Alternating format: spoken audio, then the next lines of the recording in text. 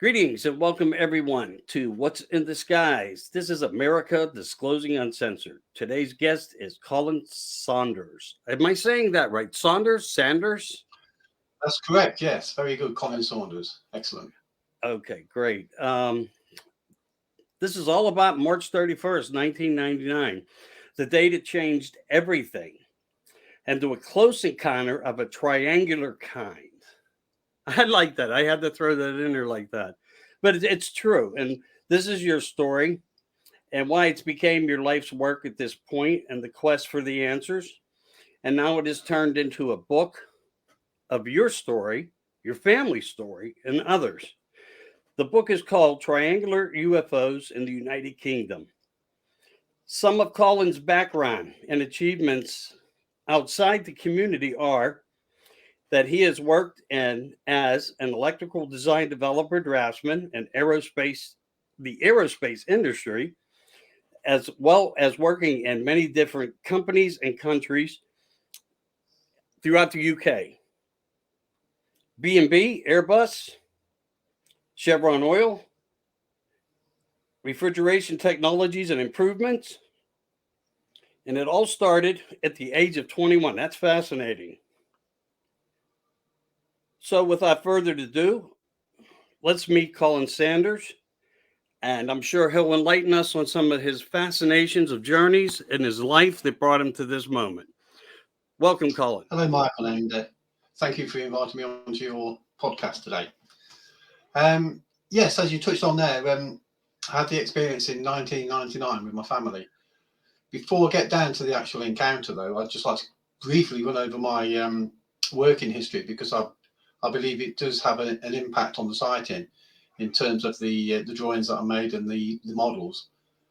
So just to give you a brief rundown of what I've been doing since I left school. And basically, I'm 66 now. I was 16, so for 50 years I've been drawing. I've been a design draftsman, doing electrical design work. I started off in the UK. I worked for a local company, and then I spent a couple of years designing printed circuit boards. But more importantly, when I was 21, I got my first contract overseas. I went to Germany, Hamburg in West Germany, where I worked on the Airbus. So I worked on the electrical control systems of the Airbus A300, the A310. I spent a year there in Hamburg. From there, I went over to New Zealand, where I did refrigeration. I spent 18 months there.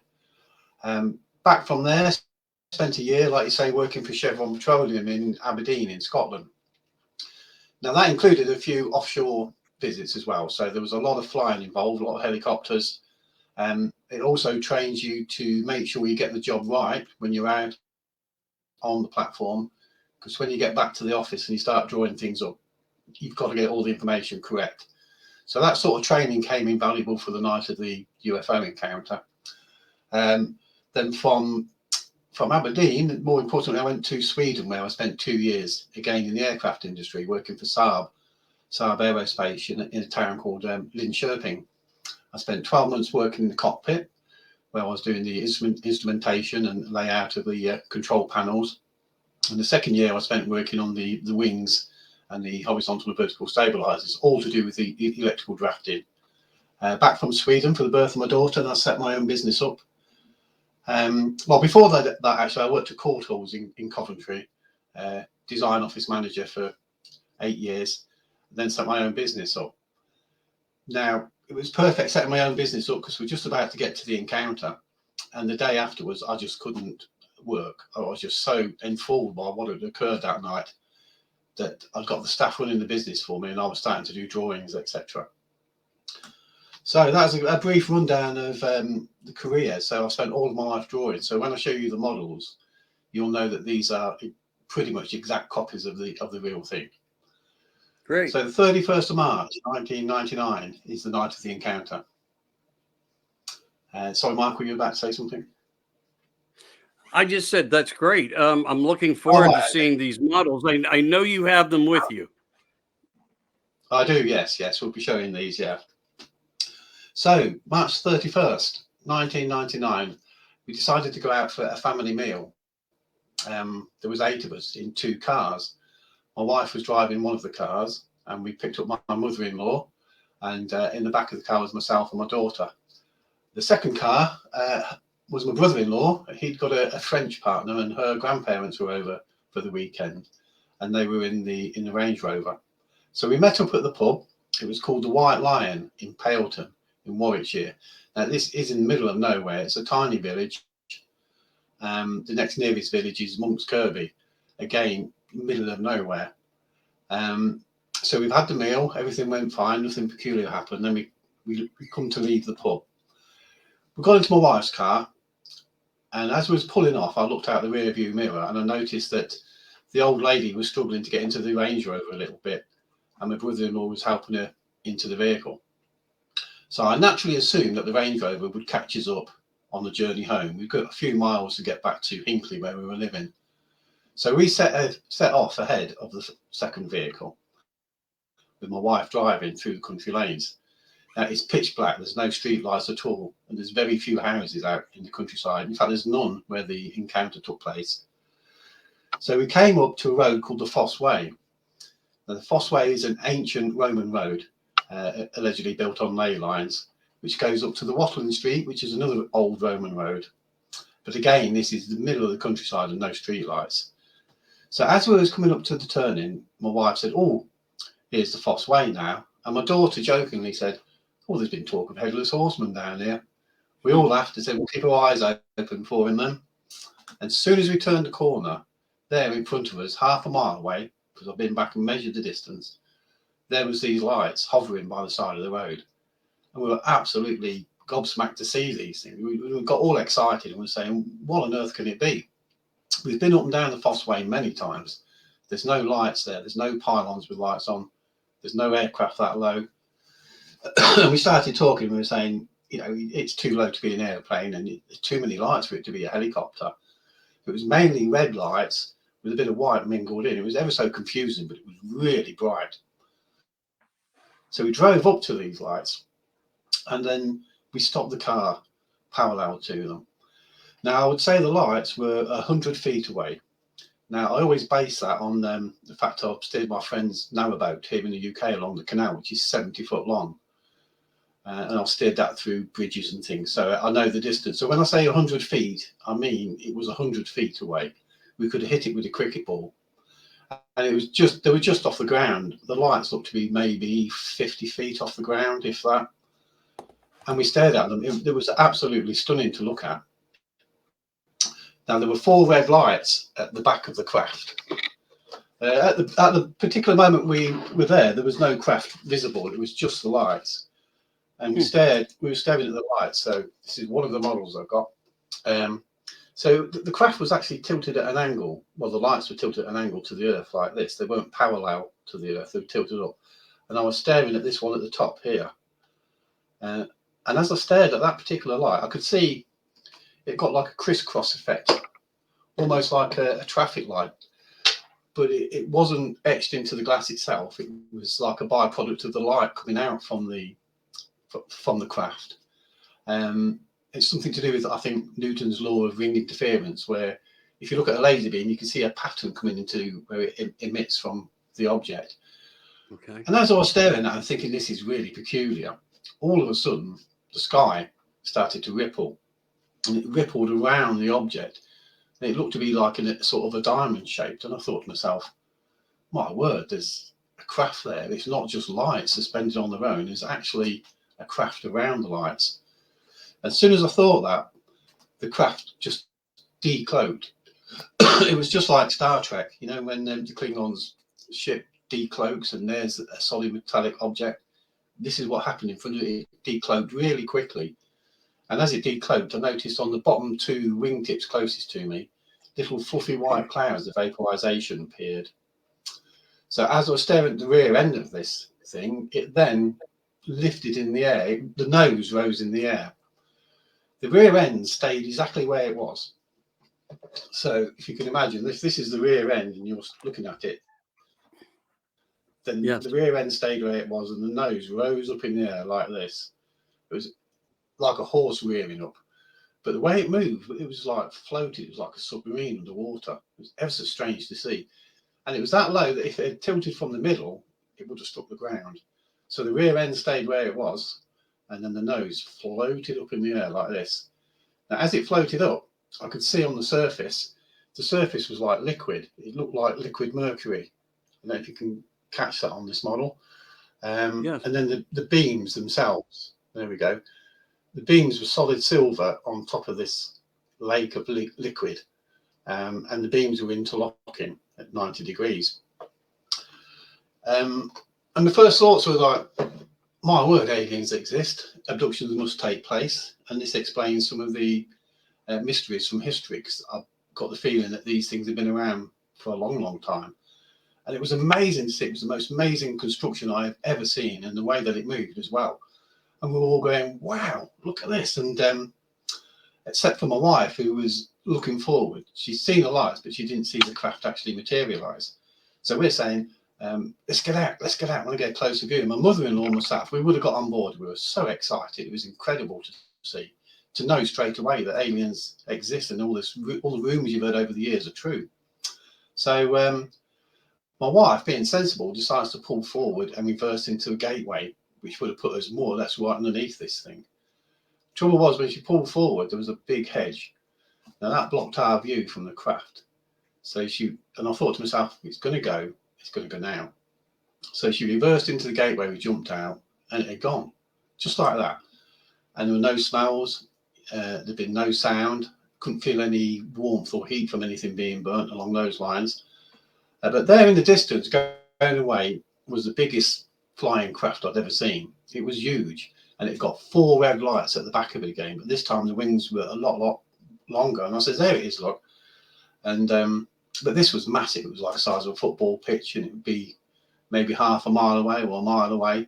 And we all stood there looking at it. And the girls were going, oh no, I don't know what that is. I'm going, well, it's not a normal aircraft. I've never seen one like that before. I assumed the small one had changed into the big one, had grown in size, because I knew nothing about UFOs.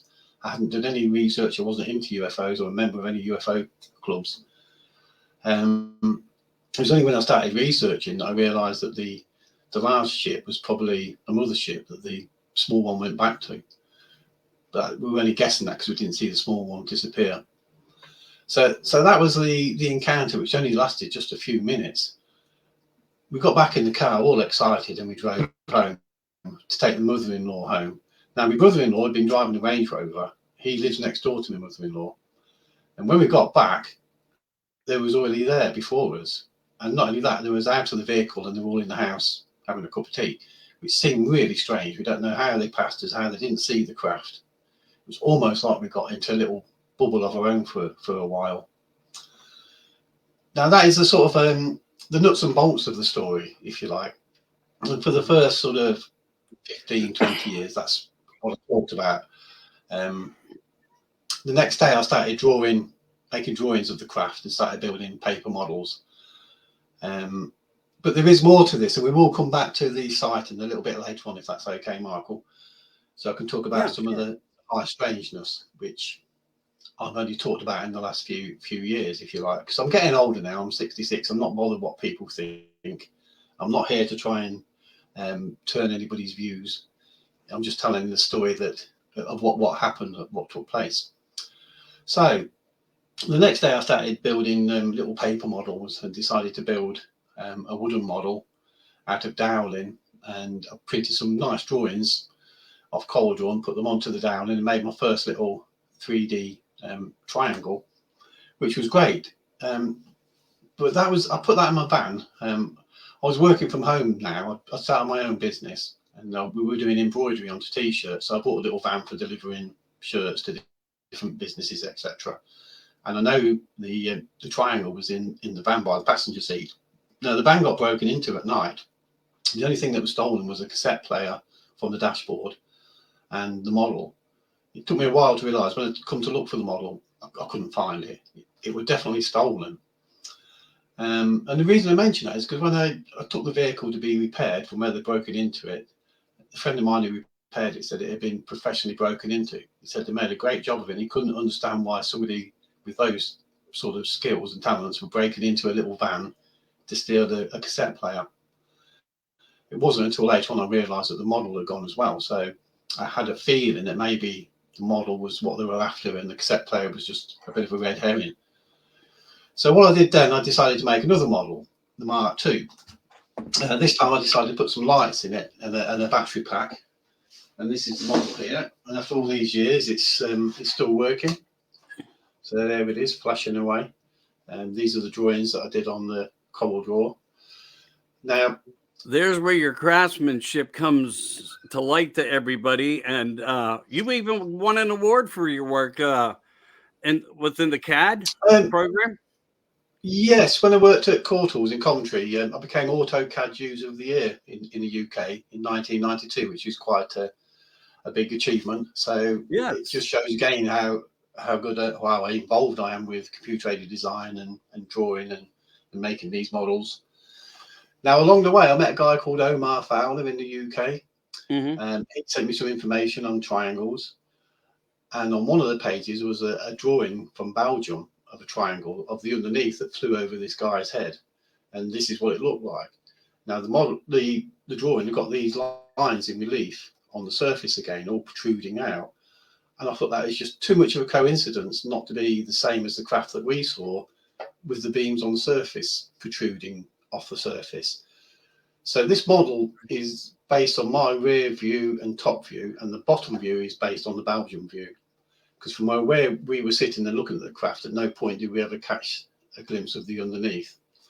I did realise from this craft as well, when I was playing with it, when I turned the nose down slightly, you get the silhouette of a diamond. And that's where the diamond shape came from on the night. Because I remember when I started building it, it didn't seem right to build it as a diamond shaped craft, but to build it as a flat triangle.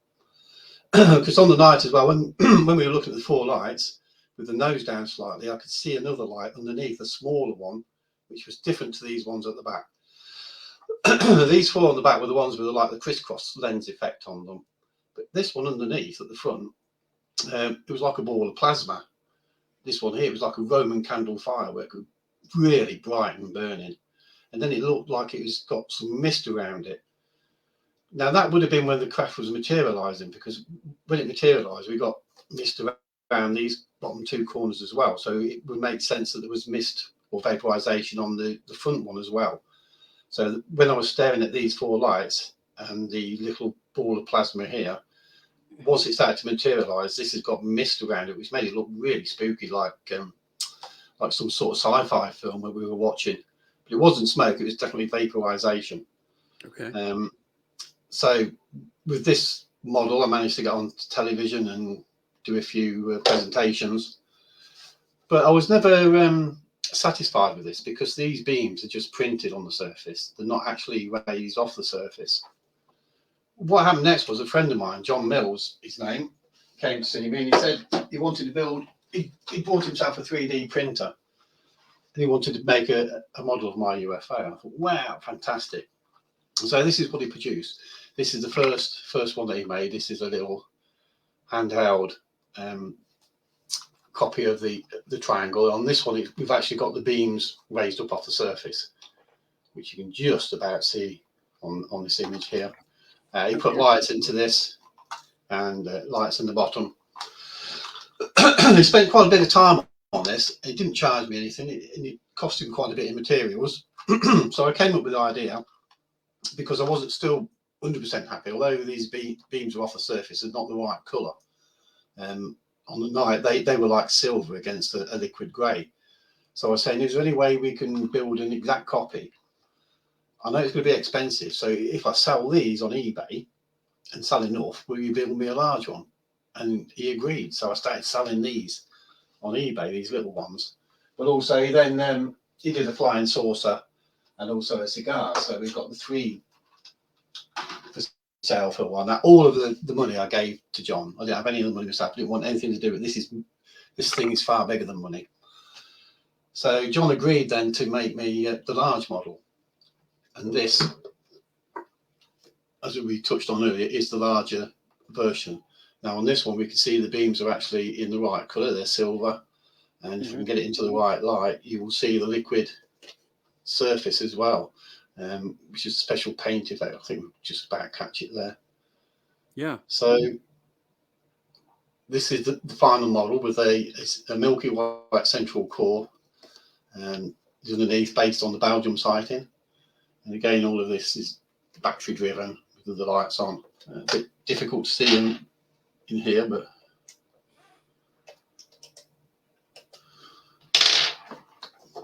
I did say once it built this, I would go out and do some more presentations, which is what I did. I ended up going to a conference only last year and did a talk. I showed the models that I built along the way, and I met a couple of guys, the Kinsella twins. I don't know if you've ever met Philip and Ronald Kinsella. They write a lot of books, and they suggested to me basically that I write a book. And I thought, oh, I had thought about writing the book, but not until I retire, which is later this year. But I thought, well, yeah, there's the impetus. So I decided when I got back, I'd write a book. And then I've ended up with this, Triangular UFOs of the United Kingdom by Colin Saunders. I can't believe I've actually written a book. I'm not an author. I'm not really a researcher. I am just a guy who had an experience. So I wrote the book. I put all about my own encounter, which is what I wanted to do, but there wasn't enough information in there to fill a whole paperback book. My agent, Philip Mantle, wanted me to get more words in there. So over the years, I've collected a lot of stories from different people about triangular encounters, obviously, and I got back in touch with them and asked if it was okay to use their stories. I've done a lot of local research as well. I had quite a few articles in the local newspaper, and people that got in touch with me with their sightings, all from around this area of Hinckley in Leicestershire. And it's surprising how many people have actually seen triangles locally. The book itself contains over 130 individual encounters with triangular UFOs. No other shaped UFOs, just triangles is what we're trying to concentrate on here. And it's been quite an experience, I say, writing the book, and getting all the information off people and just learning what's going on is absolutely fascinating. Well, thank you for that. I greatly appreciate it. So this is what it's what I call the nuts and bolts of the encounter. Okay. And that's what I spoke about for many years. And the other bit, I kept to myself because I didn't think it would do me any favours to start talking about strange things. But as the years have gone by, more and more people are opening up about UFOs and the things that go on. And some of the podcasts I've watched, I mean, people have had far crazier experiences than what I'm about to tell you now. So I don't feel in any way embarrassed or crazy in saying what I'm going to say. It's not even that. To me, it's fantastic. I don't know what the listeners will think. So let's go back to the night of the 31st of March 1999 at 9:50 p.m. As we're looking at the craft, and I'm staring at it, I'm staring at these lights, and then it materialises with the vapour on the wingtips. As it rises up in the air like this, all of a sudden, it was just like somebody put a pair of binoculars in front of my eyes, and I could see the nose right up close, that close. It was that close I couldn't see the beams anymore, but I could see the nose. And it was absolutely beautiful. The way it had been manufactured, it was spherical, and it was just amazing to look at, the way it had been produced. I also got a close-up of the beams interlocking, and then also a side view, which showed a central white core, and the top and bottom of the craft joined onto this central white core. And it was sort of like rolled over like a hovercraft skin or the edge of a pie.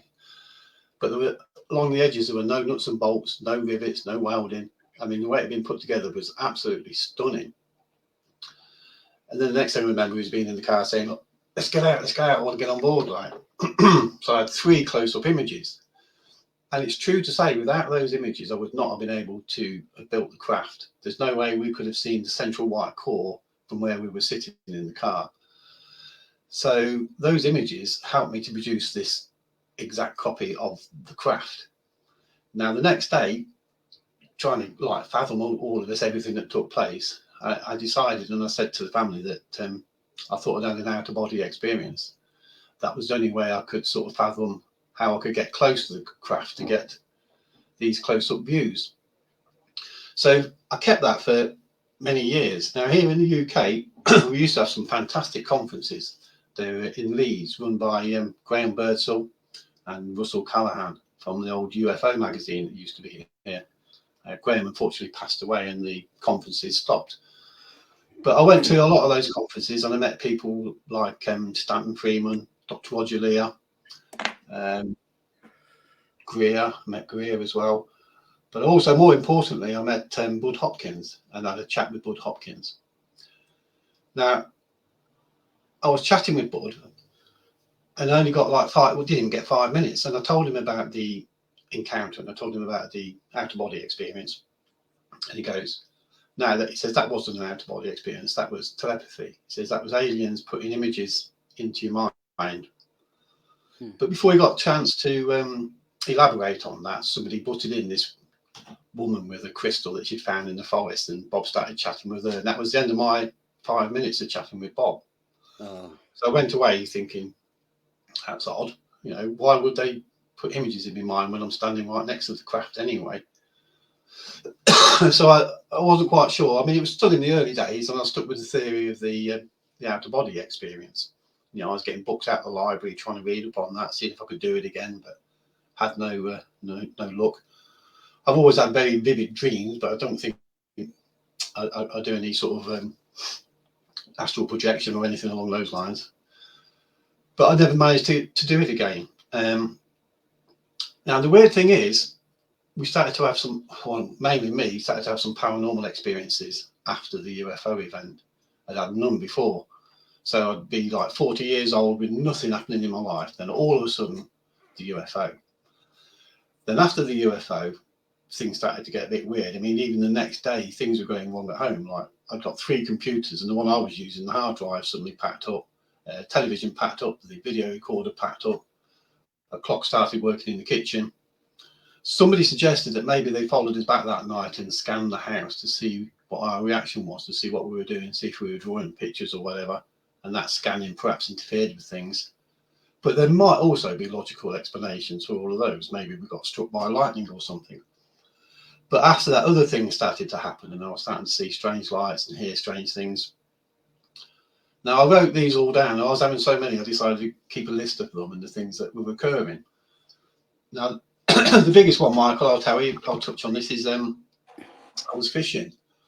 I went fishing on the River Soar, which is at Rothley in Leicestershire. And it's a little club that I was fishing with, and we was in a match. But I was in a field all on my own, standing in the river in my waders, fishing away, having a lovely morning, when I heard these footsteps walking towards me across the field, 4 footsteps. Now, I thought it was farm workers with the shotguns coming down shooting.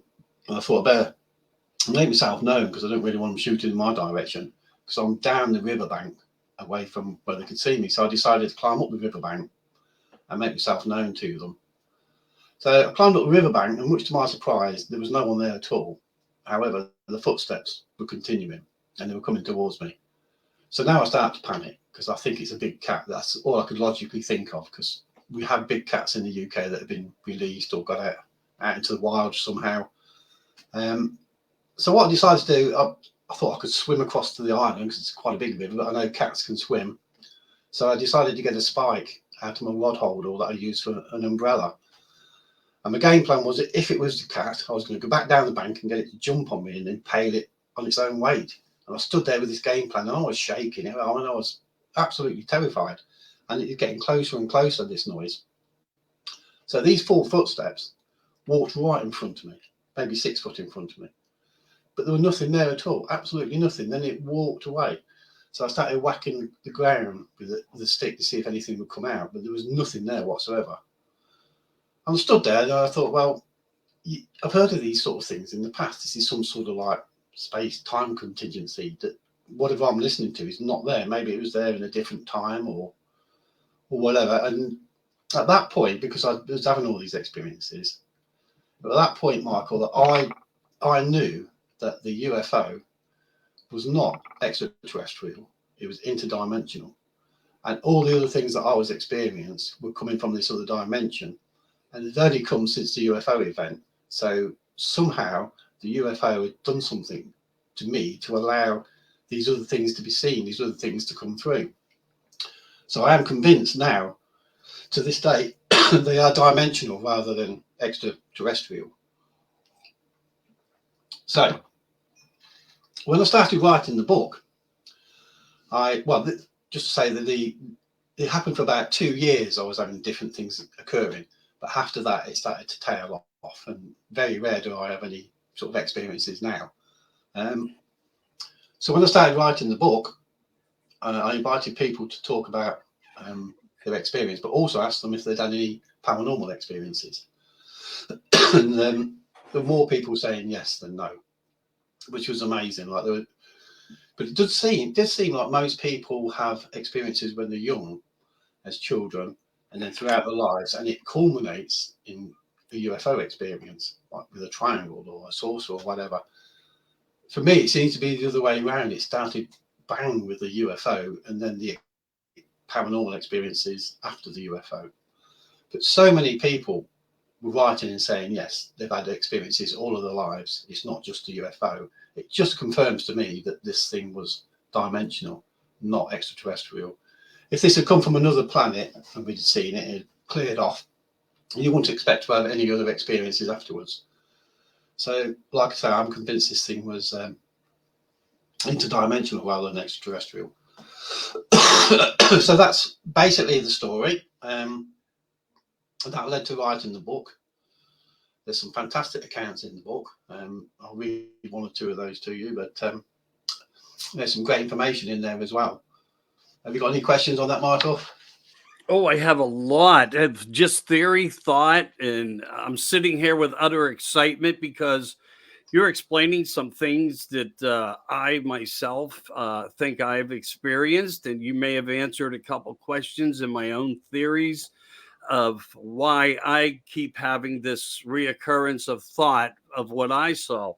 When you mentioned the bottom light, and I saw only the bottom of something, and you were saying it was giving off like uh, a frequency or a visible type of different uh, atmospheric power. And it makes me wonder also then, without gravity on this planet, these objects might not be able to even fly here, in certain ways. But when I saw what I saw, maybe what I thought I was looking at was not exactly what I thought I was looking at, even though a light was communicating with me as I was flashing. And I wasn't using anything of technology that would be harmful to anybody. I was just using a deer hunter's light to click at it, and I did it, and it would observe me and light up brighter.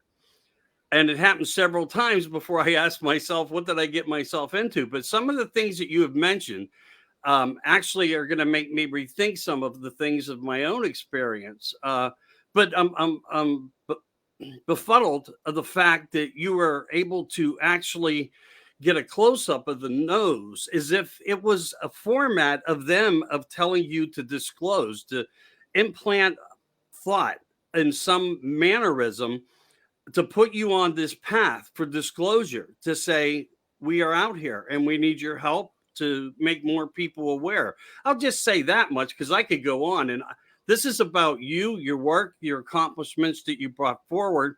But I think I remember something, and you may have not brought it up. You did return to the incident, the place of incident, and it seemed to have some type of environmental change. Is that true, that part? Yes, yeah, that is correct. Yeah, I went back the very next day because obviously I was just over myself, just overwhelmed with what had occurred. So I went back initially to measure the distance, which was exactly half a mile from where we turned the corner to where we saw the craft. But on turning the corner, I realised in that half-mile distance there were trees and hedges, and there was no way that we could have seen the craft through all of that in the way that we did. But we did see the craft, and we kept our eyes on it all the time, on the lights, until the craft materialised all the time as we drove towards it. So the scenery was almost like it was different. Now, my wife didn't see the craft materialise because she was the driver and she was concentrating concentrating on the road, and then decided to pull forward and reverse in the hedge, by which time it had disappeared. But she went to pick up one of our friends from New Zealand, and she came back down the Fossway to show her where we'd seen the craft. And when she came home, she said exactly the same thing. She says, I've just been down there with Ruby. I drove back to show her where we'd seen the UFO. She says, I don't know how we could have seen it from that corner because of all the trees and things in the way. So it was almost like the scenery had changed that night. Because I know when we got out of the car as well, I mean, the gateway and everything is still there, but it was so quiet. I mean, there was nothing. There was no traffic, no airplanes, no animals. It was silent. You could hear a pin drop. It's what they call the Oz effect. So there is a possibility, yeah, that we somehow got sucked into another dimension as this craft was coming through. Yeah, I was going to mention as well that I've been listening to a lot of David Jacobs' work about abductees and about telepathy. And what they were saying that sometimes, because I'd always assumed telepathy is like having a conversation with words, but without opening your lips, like between two minds. But they were saying that sometimes, images are shown to them. Often here they show images of the world having explosions, having problems or whatever. And what happened was I got an email from a guy in America. He's never been in touch with MUFON or anything along those lines, but he'd been searching the internet and he came across my story. And he got in touch, and his opening words basically were, just like you, during a close encounter with a triangle, I had 3 images placed in my mind. And he went on to describe the 3 images that he saw. There were close-up images of the craft that were showing the pipe work on the outside. He thinks one of the images was on the inside, and one of them was of some sort of ball of light. But the point was, he was saying, just like you, I had images placed in my mind. And it was that moment, it was like a eureka moment. It was like, Bud Hopkins was right all along. That makes sense now. From what I've heard, the research I've done and the people I've listened to, it would make more sense now that the aliens did actually put those images into my head rather than me having an out-of-body experience. So, like I say, all those years ago, Bud was right. He was correct. And I think the only reason, like I say, that why would they do that? Why have they gone through all this trouble? I've realised after 25 years, ours is one of the closest encounters ever here in the UK. And certainly the amount of detail that I managed to take in and the extra detail that they gave me to enable me to build the craft can only be to be part of some subtle disclosure program by making more and more people aware of what's going on and writing the book, building the models, doing the presentations. I'm not a natural at doing this sort of thing. I don't like doing this. I don't like doing these podcasts, to be honest. But I feel it's necessary to get the information out there. I do think we've been very lucky. I do feel they were waiting for us as well. And I believe, the reason why I think the craft was tilted up was to show us the underneath, but to show the lights, because the craft wasn't visible at the time. So it was tilted towards us. So as we were driving towards the craft, instead of it being straight, it tilted up. That way it would show more lights underneath. So I got my friend to build this. This is a transparent triangle. And we put lights into this one as well. Okay. So cool. If you could imagine, when we were driving towards it, it's tilted up towards us. So you'd see more lights underneath. Don't know if I helps, I'll switch some lights off in here, but so that was sort of like what we're looking at, but with it tilting up as well, obviously it was just incredible. I mean, it really did catch your attention. It's almost like it was an ambush, because as I asked my wife to draw what she'd seen, and she drew 3 red lights in a perfect equilateral triangle. No way could we see that from where we were sitting. Absolutely no way. From the aspect ratio of looking at the back of that craft, there's no way, even on the approach, that you would have saw 3 red lights in a perfect triangle like that. So I had a theory of that. It's only one theory, that the little triangle was like an ambush.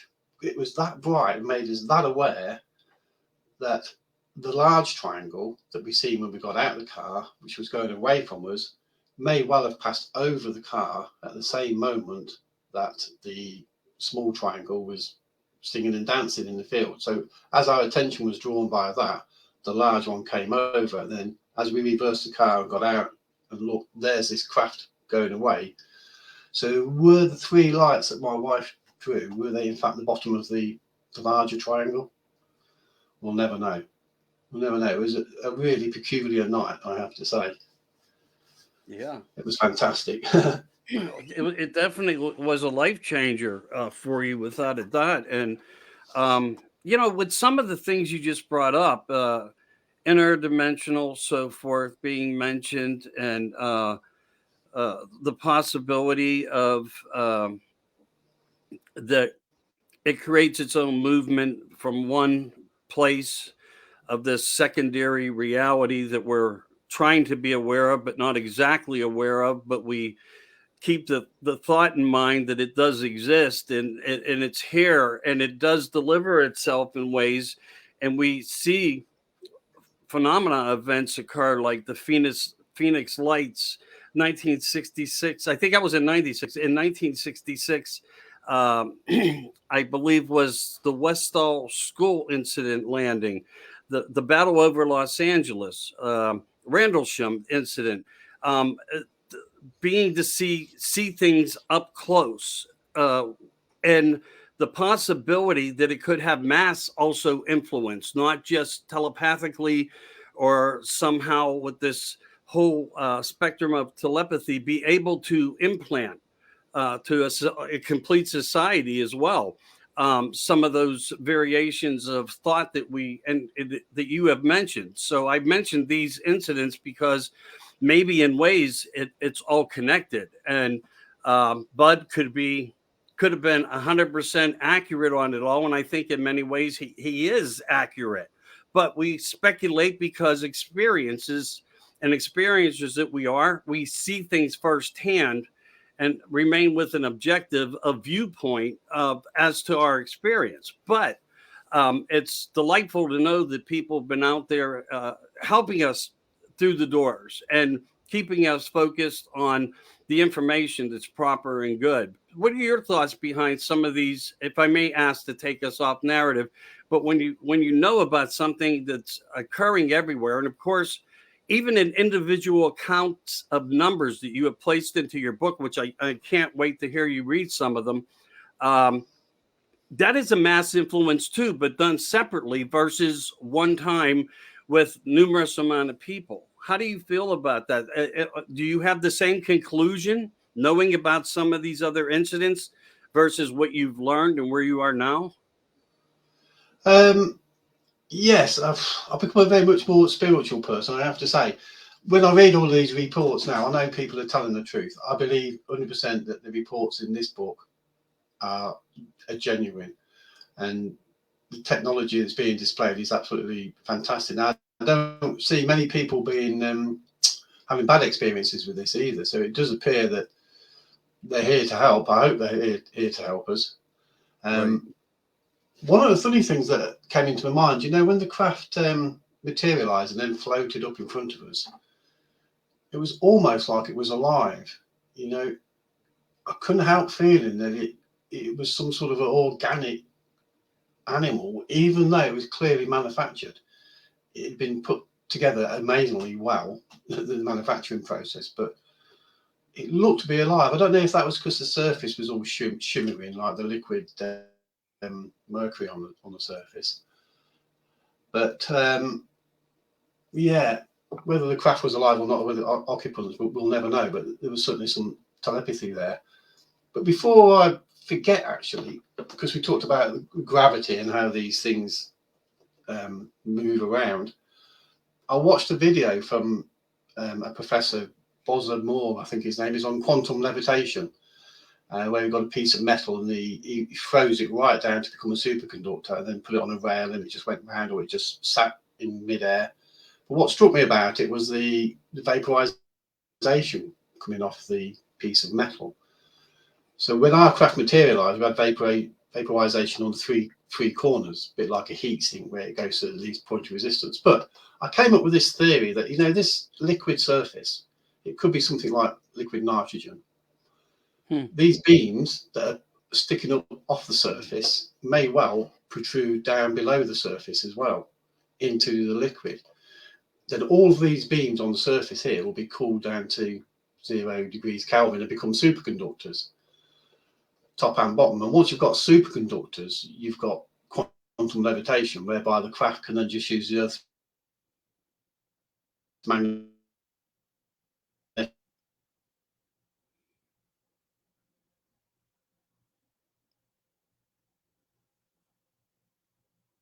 Oh, field to maneuver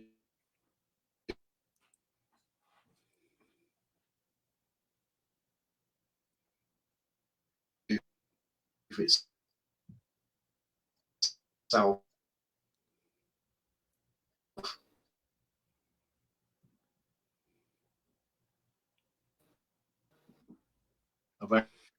around. interesting. Are we still there? Okay. You seem to have locked up a little bit. I don't know if you can hear me or not. Are you still there? Yeah, Oh, I there we am, are. and we went through some type of slight glitch, and maybe because you hit a nail on the head somehow. I don't know.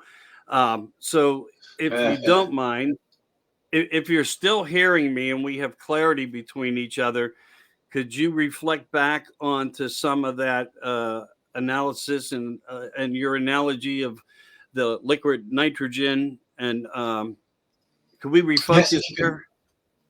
if you can still hear me okay, then Yes. like I was saying, I believe that the possibility is that the liquid that we saw underneath the skin of this craft could be something like liquid nitrogen. The beams that are on the surface, I wondered whether the beams actually protrude down below the surface as well, top and bottom.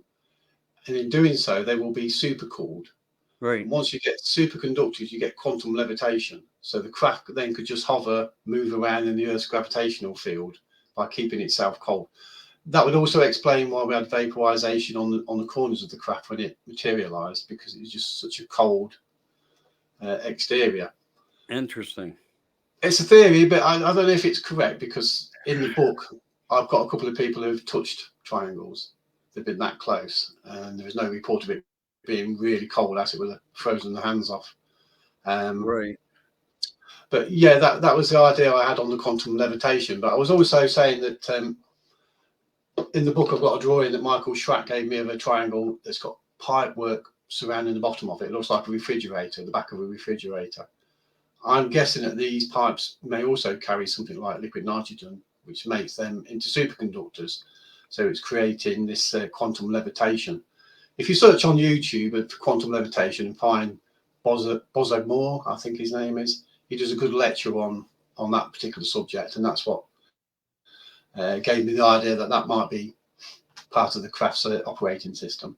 But like I say, I'm sorry, I don't mean to interrupt you, but right. only to give a little bit of validation to what you're talking about. Also, within the military, they do an atmospheric temperature reading on all known capabilities of what can fly in the sky, so to speak. And when something becomes detected that makes no sense to them, that's when it seems that the jets come on and we see military presence show up at times. Did you have any military presence ever come out through the sighting, or did you hear any flights overhead even after? No, No. nothing at all. No, there was nothing. No jets. We stood there for a little while. And I've had no contact from any official sources that I'm aware of. I do think perhaps my phone was tapped in the early days. There were some strange noises on that, especially when I was phoning overseas to Sweden to my friends in the Saab aerospace to chat to them about what I'd seen, what had occurred. But no, really, I've had no official interest, which is interesting. Maybe by not showing any interest, they're showing an interest, if you know what I mean. I do. Nobody's tried to talk me out of it. So we'll get to the book. Okay. One of the things a lot of people say, is it the TR3B, or shall we say the alleged TR3B? From the 130 sightings that I've got, there's no two triangles are exactly the same. There's different shapes, slightly different sizes. Sizes vary a lot, slightly different shapes, you know, isosceles or equilateral. But also, you know, I've gone through the book and made some notes, and I'll just quickly run through these. For instance, I always assumed that triangles were grey or black. But in the book, we've got not just grey and black, but we've got orange, silver, gold, white, blue, dark brown, and green triangles that have been observed at close range. Also, I was going to say that if there's 130 different types of triangles, they're not all going to be TR3Bs. They're not all going to be coming out of America. I've only scratched the surface of the UK. There's got to be thousands of sightings of triangles. These are just a few that I've collected. It wouldn't make sense to build, you know, if you've got a TR3B, you build the next one exactly the same and the next one, because you need to maintain them. You need spare parts. You need a crew of people to work on them who know what they're doing. You don't change every single craft as you're going along. I mean, in the aircraft industry, we would build like from 0 to 79. Any modifications would come after that. You don't keep changing all of them. You just won't be able to keep track. So to say that all these 130 triangles are American-built military machines is just absolute nonsense. Yeah.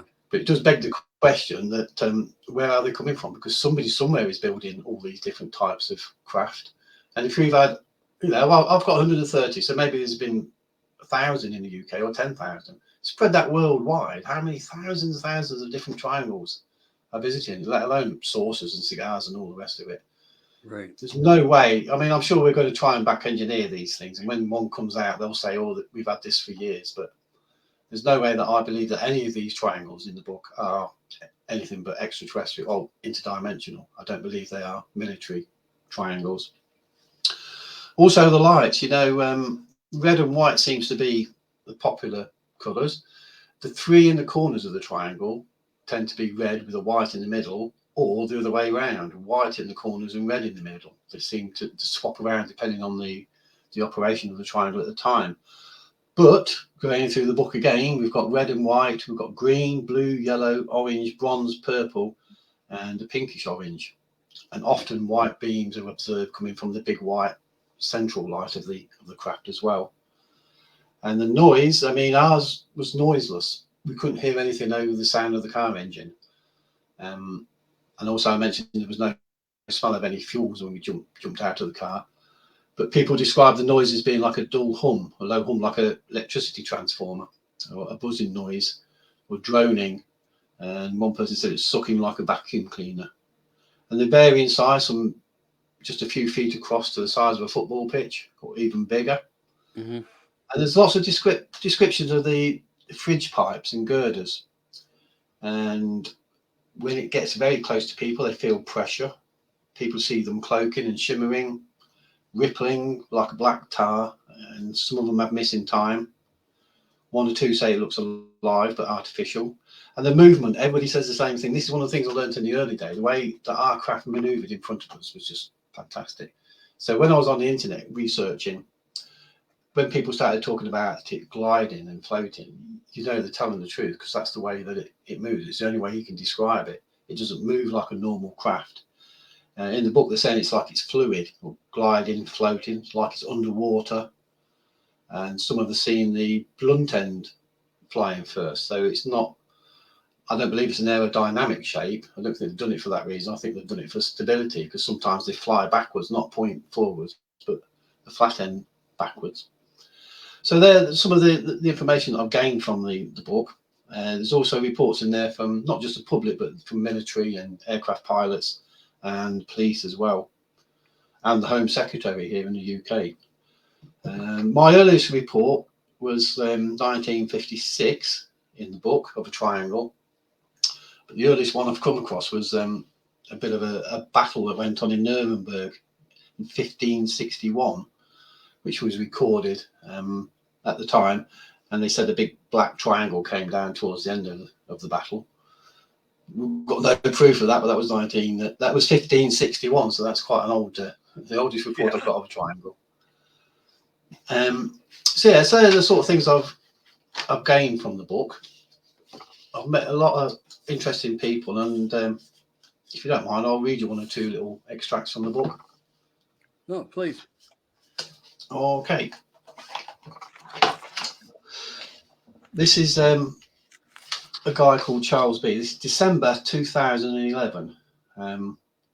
They've been out looking for a UFO. They'd seen one before. And he said, we saw it one night moving over the Modern area of town.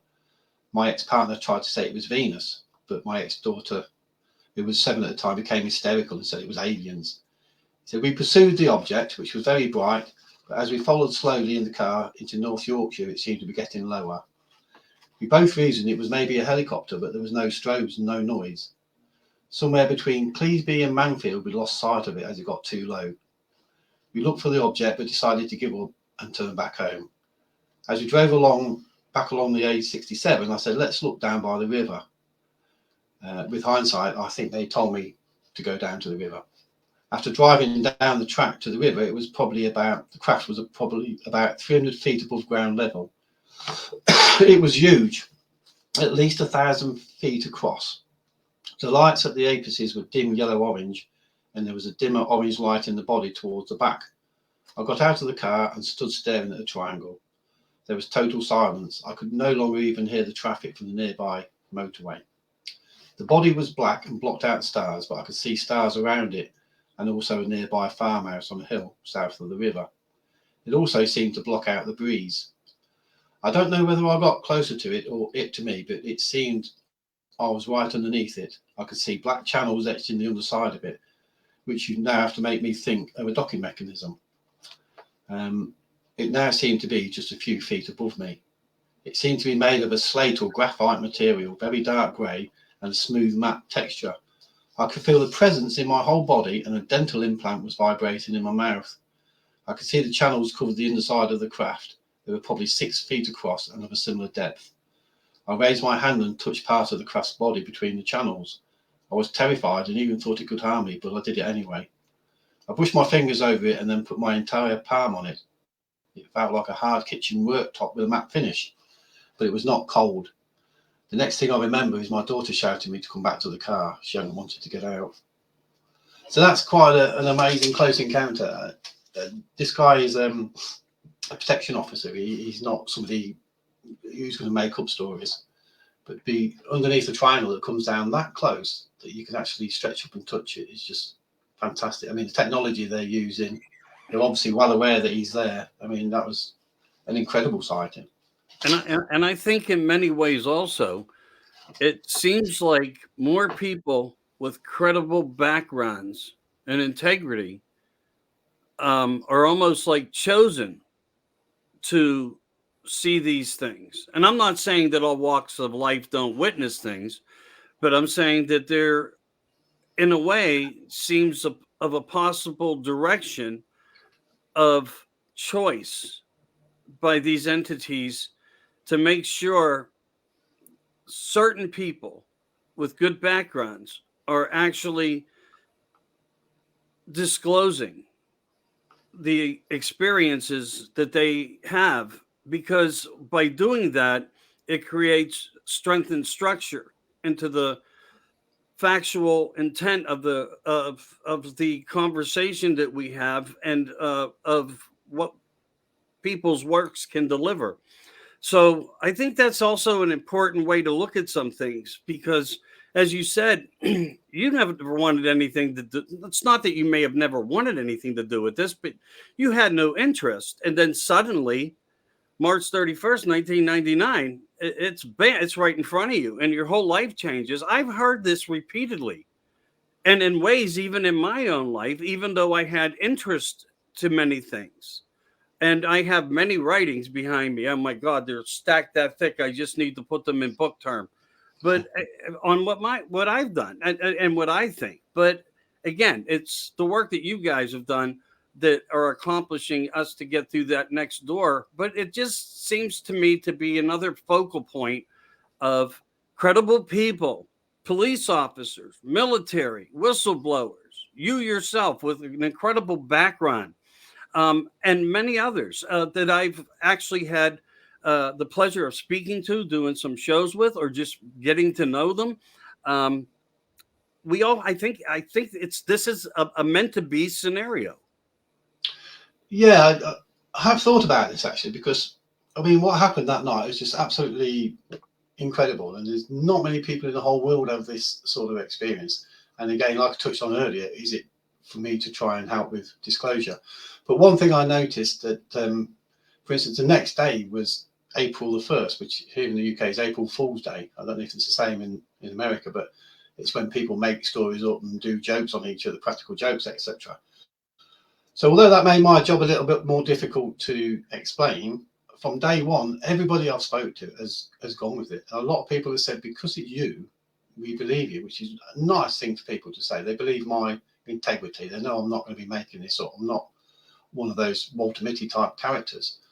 Right. The other thing that struck me was that because I'm not in the army and I'm not a politician, I can actually talk about these things, and I can write a book and talk about exactly what took place that night. If I'd have been in a higher position, maybe I wouldn't have wanted to talk about it. I wouldn't have wanted to ruin my reputation or my career. But for me, it's been overwhelming. The response has been fantastic, I have to say. I'm really pleased with the way people have behaved towards me without taking the mickey out of me. Respect is everything. Yes, yeah. So to read you another passage which I found absolutely fascinating. Now, this lady phoned me up. She phoned me twice, and both times she was so excited telling me this story. And it made me excited as well, because I knew she was telling the truth.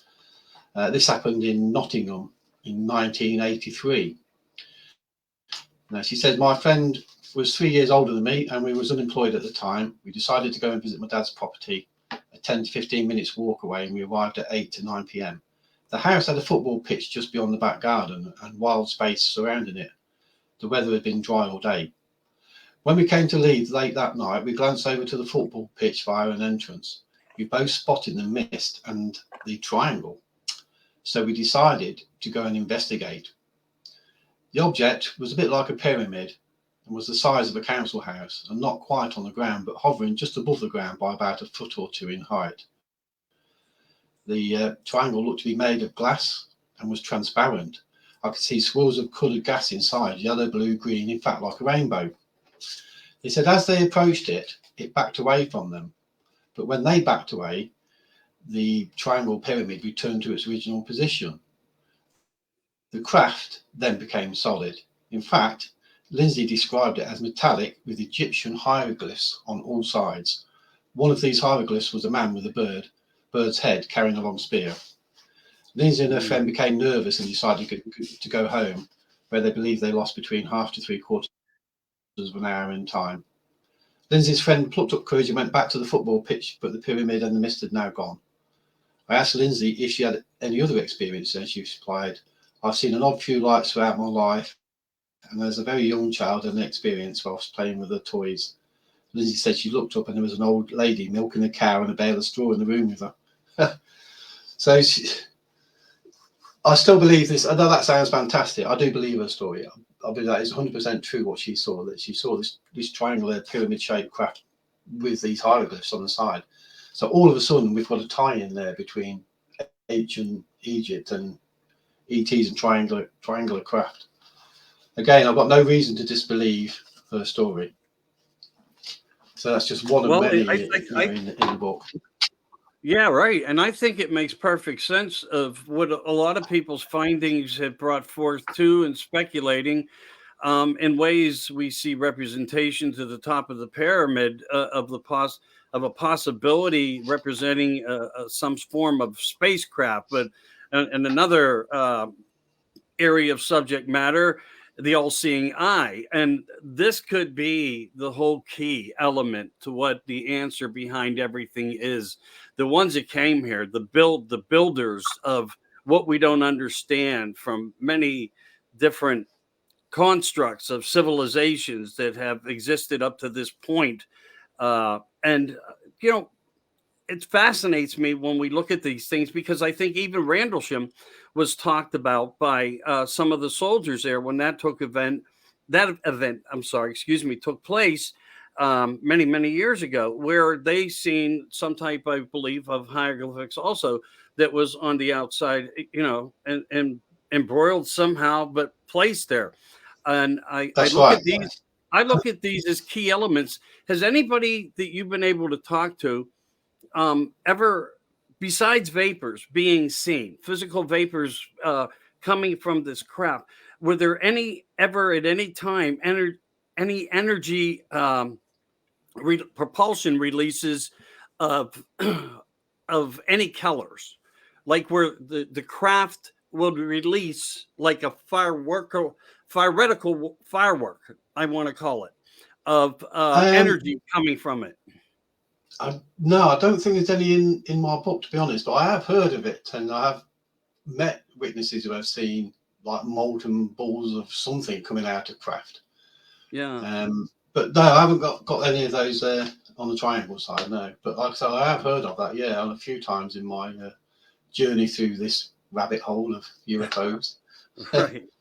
um, Right. I've got one more that I'd like to read to you if we've got time. Sure. This is a guy who got in touch with me from New Zealand. Now, he used to live in the UK, and his experience was here in the UK. And this is another fantastic story. It's never clear cut, is it? This UFO stuff. I mean, people say, why don't they just come down and land on the White House lawn and get it over and done with? But it does seem like on close encounters that there was a lot of high strangeness occurs. So it's not just a simple case of coming over it. Hmm. I don't quite understand why it always has to be like that, but it does seem to be the case on close encounters that they are very, like I say, strange, high strangeness. So these guys had seen a UFO when they were having a band practice, and they got in the car to try and chase it, and they've been driving around country lanes of England. So basically, this is where we pick up the story now. This is what Rob has to say. We stopped and got out at the bridge to study the sky, looking for the object. Parked up in the lay-by was a Volkswagen camper van, the sort with a concertina roof. Right? Hmm.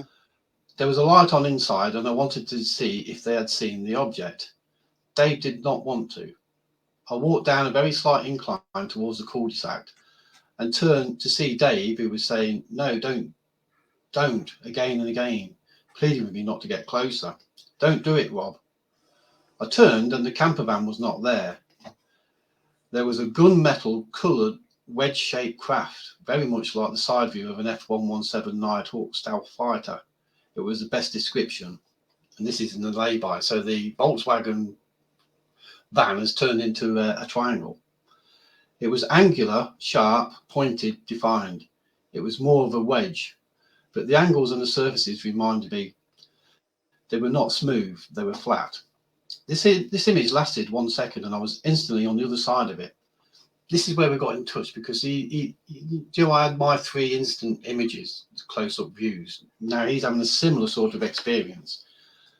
He said the image lasted 1 second, and I was instantly on the other side of it, facing what appeared to be the nose. It was remarkably close, maybe a foot away, and it appeared to be alive, but artificial. There we go again.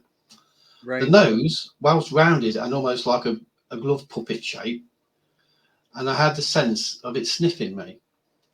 Either side of it, the visible sloping away parts, either side of the nose, had the appearance of being like a cow catcher on an old United States steam train. So when he says the cow catcher, I think he's maybe getting a glimpse of beings like I saw on the surface, and he's assimilating them to be like a cattle herder. He said it was like a maze, but with the segments in it, like expensive chocolate, like a cattle branding iron might appear, or embossed white writing paper. I recall a red element to the nose, but at this point I was unaware of any other surrounds at all. I'm being sniffed by the nose of this hovering craft. Then he says the nose is gone, and I'm in front of a panel with the embossed appearance on the side of something that is now looking like the base of a pyramid. As I reach out my hand, I hear Dave saying, "Rob, no." my hand goes into the pattern, which now has a liquid texture, like immersing your hand into a bowl of paint. There was a orange lightning, and there was a fizz boom, and like turning off an old TV. I'm back on the bridge with Dave, and I say, well, that was very nice. We look up, and there are 3 white lights, like stars, flying away from us. We both remark out the perfect formation and know that it was a craft as the stars are disappearing behind it. So that was a really freaky sort of experience. So he's actually put his hand into the liquid of the surface of the craft. That's the only one where I've got where someone's actually immersed their hands into the side of a triangle.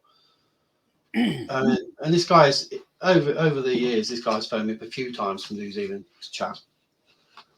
That's one of the things I've found, Michael, over the years doing this, that people get in touch because they've got nobody else to talk to, and they want to talk to me for some sort of counselling, if you like. The fact that they know I've had an experience and a close encounter, and they've had an experience, they know that I know they're telling the truth, and people like to talk to me for that reason. Because if you went down a pub and started telling people about these sort of things, they'd think you were crazy, you know what I mean? So, yeah, in a strange way, I've been doing a little bit of counselling over the years to 1 or 2 people. But there's lots of interesting encounters in the book for those people who are listening who are into triangles. I'm sure you'll find it fascinating. Yeah, it's available on Amazon, by the way.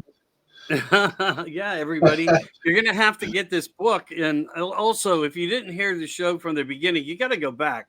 I think I did Colin justice on the intro. I tried to do my best with the one eye theory thing that I have. I call it my one eye theory because I'm only looking from one. But look, you touched on some other things too. I could probably sit here for hours with you because of how open you are and the fact that you accept people for who they are. And I know if I could just sit and have a coffee with you someday, we could probably have a never ending conversation.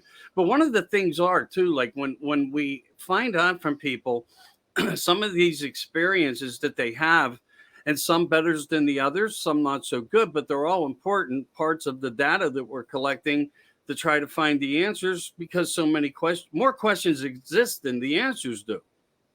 But one of the other ones is, lately I've been booking a lot of people who are experiencers who have also experienced time on the crafts, and you're saying that they are alive, and there's prudence to that, but it comes from a long time ago as well, and my research and findings of things that I come across, aware that these ships are and have different types of capabilities. And I think even Linda Moulton Howe, the woman of the highest strangeness, I believe even talked to key people that said that there were like hand marks, like on a dashboard, where if you would place them there, you could control the craft.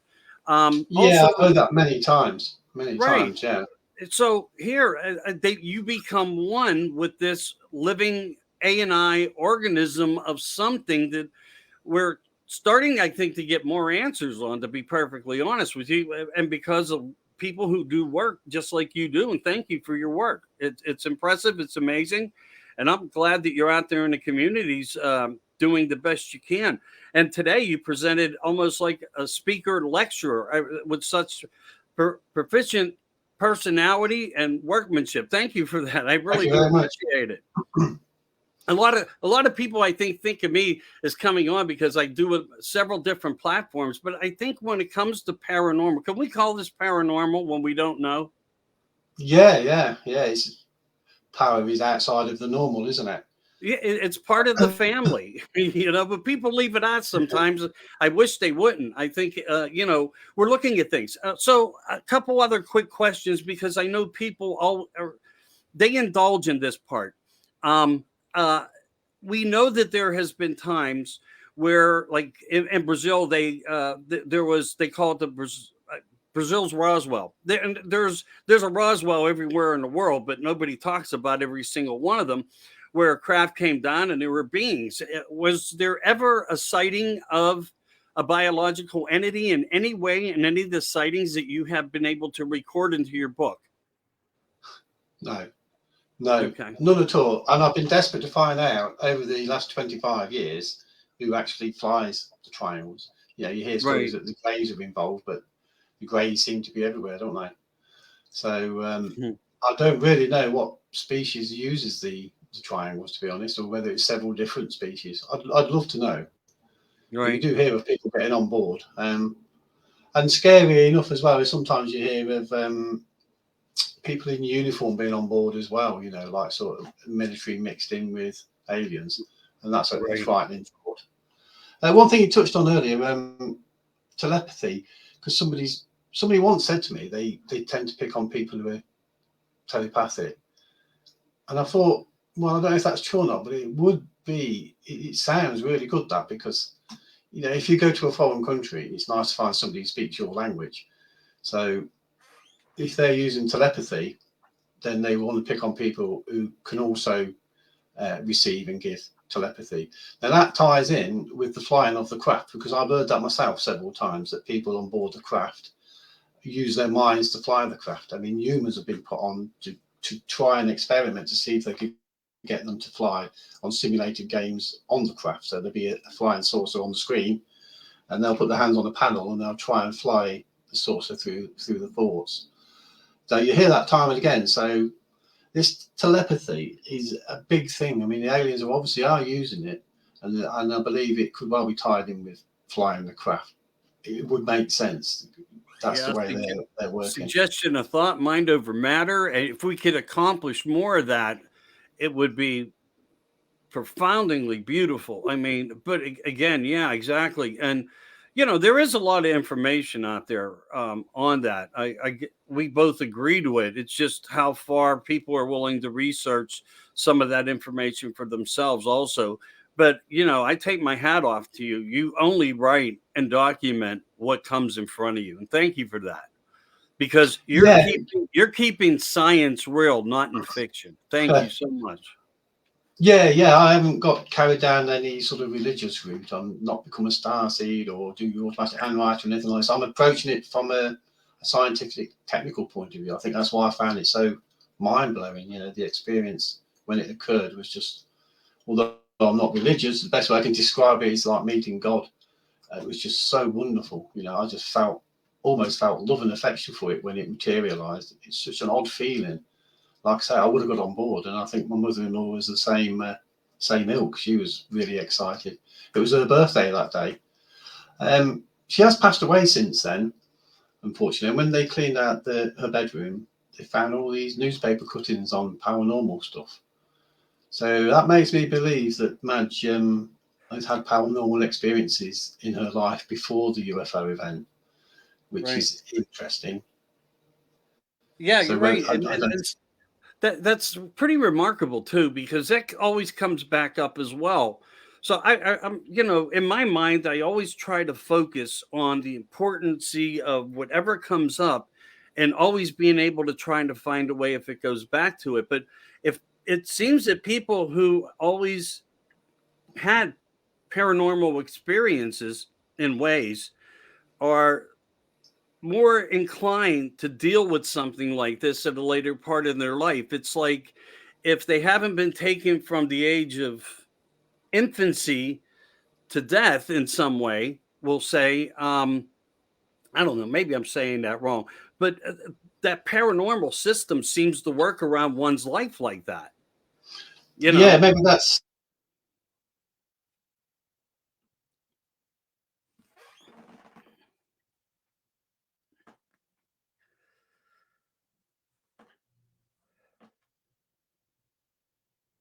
Darn.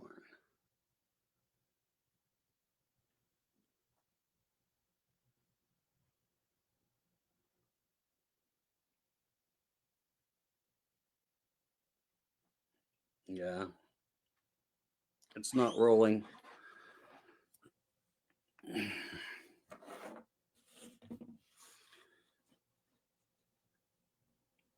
Let me see here.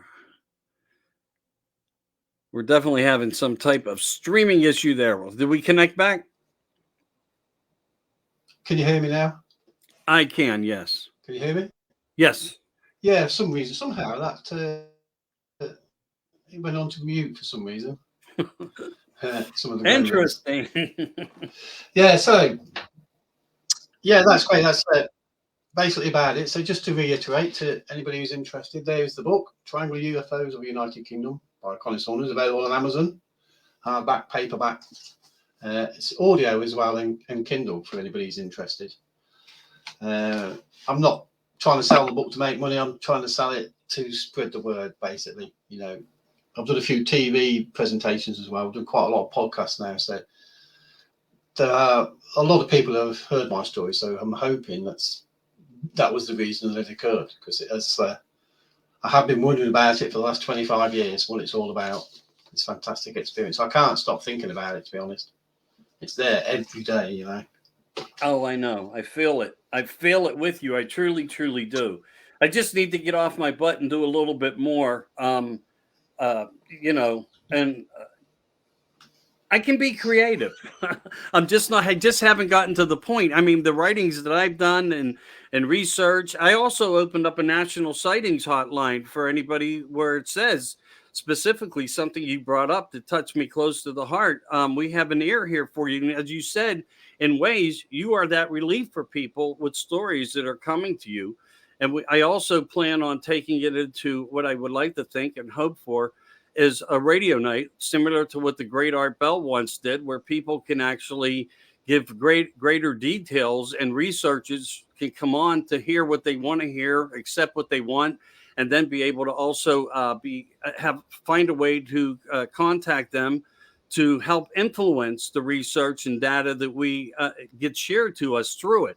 I'm hoping for those things to work into the future, as well as one day when I retire, like you're going to try to do soon.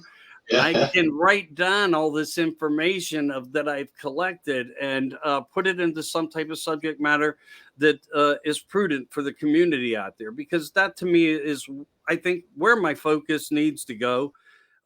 In ways, when we tie ourselves into too many things, we destroy our own capabilities of getting to a higher consciousness of point and subject matter and helping the disclosure.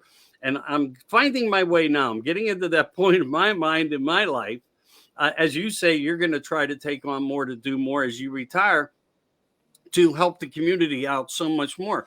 And I apologize today for having some of these feed problems, or uh, the mysteries of why microphones suddenly shut off. I don't know why, but I apologize on my end for that. And you've been an amazing part of What's in the Skies here. And thank you for doing the show for us. I'll let you stay as long as you want to stay. Could you do one other favor for me, though? And it's not a big one. For anybody that's joining late, and some people may kick on late, could you show that amazing piece of work that you guys created? That because that's what everybody in my mind looks for. Like, what did it look like? Well, here's what one. I believe this is why I've been chosen to make the model, because it is far more tangible. I mean, you can talk to your blue in the face, but a picture paints 1,000 words. Now, as we can see, for those of you who are joining late, this is the final model of the triangle that we built. When we came across the craft, there was no craft as such. It was just purely the lights. And as we stared at the craft materialized in front of us, and then the nose floated up in the air like a submarine underwater. And if you can see on the surface, we've got like a liquid. There we go. There's a good view. You can see a liquid surface with silver beams on top, which are interlocking like an old-fashioned maze. There's a central white core, and the top and the bottom join onto the central white core without any nuts and bolts, rivets, welding. It's absolutely seamless the way it's been done. The bottom of the model is based on the Belgium sighting. Again, we've got the beams in relief on the surface, which is why we use the Belgium sighting to mingle in with the UK sighting of our own. And there's a good shot of it. And that's how it looked when it reared up in front of us. Like I say, at that point there, it was just like meeting God. It was incredible, absolutely phenomenal. And if you can imagine the surface moving all the time underneath those beams, the beams are solid, but the liquid underneath looks like it's flowing from the top of the nose to the bottom of the craft and round again, like it's circulating, like little waves running up and down underneath the beams. So that gave it the impression of being alive, of being organic, as it was just sitting there in front of us briefly like that. It was just absolutely awesome. It's the best way I Yeah, can describe it. I would love to see something like that. Again, not to rehash, but you know what? One of the things that has upset me, I don't know how you feel about this. This is why it's so wonderful to have guys like you and women writing about everything that should be written because, I've done many, many shows. I really have. And I talked to some of the best at some points in my life, even for fragments a minute. When it comes down to an experience or an experiencer like you are, I have been with witnesses as well, like you, your family, my daughter, myself, my wife.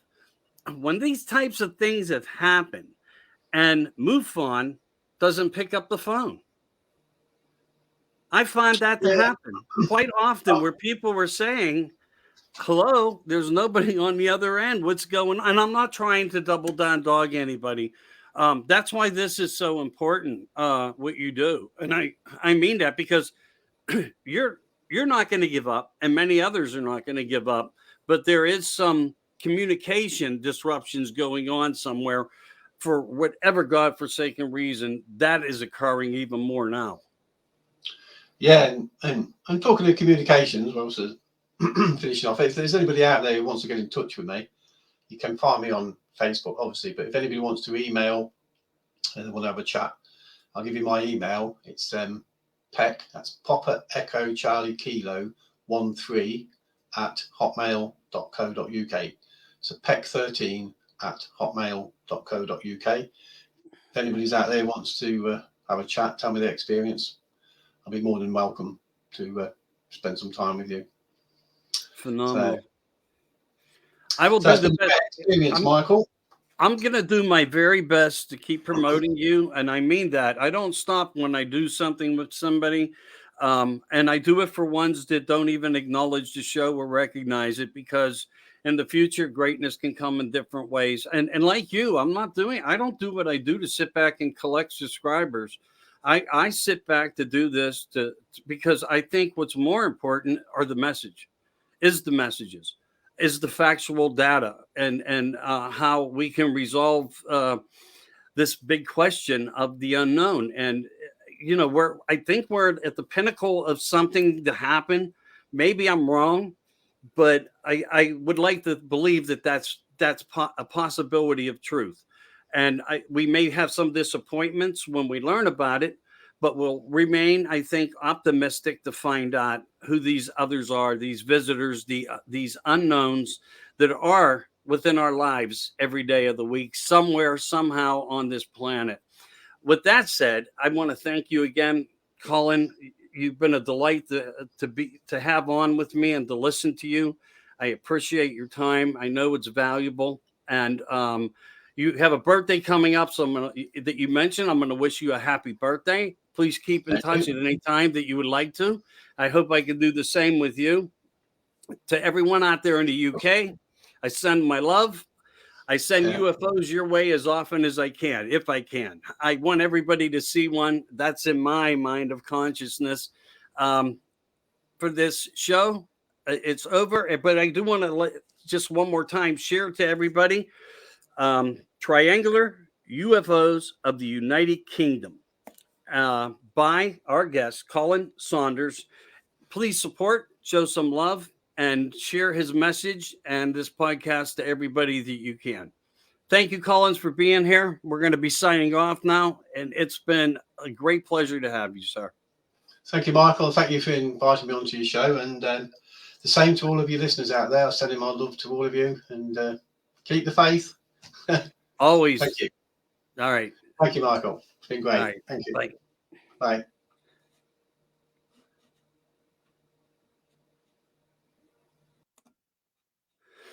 So, everybody, I appreciate you being on today and following. If you can like and share, please do it. My guest was magnificent, and the models and the mystery behind the one missing from the van or from the car. Why? And no, like the professional opened the whole door to get it. You know, things we'll never know. But again, I'll be posting some other things soon. And I actually have another show on tonight at 7 o'clock with Alfred. And a lot of people may not know him, but you're going to want to meet him. You're going to want to know him. He has an immense amount of information. So I'll be back on. It's Doubleheader Friday here. We don't have them often, but when we do, I'm happy to bring them to you. So I'll be back live again, Eastern Standard Time at 7 o'clock. This is Michael Anthony from America Disclosure. What's in the skies? Keep looking up, everybody. Have a great day.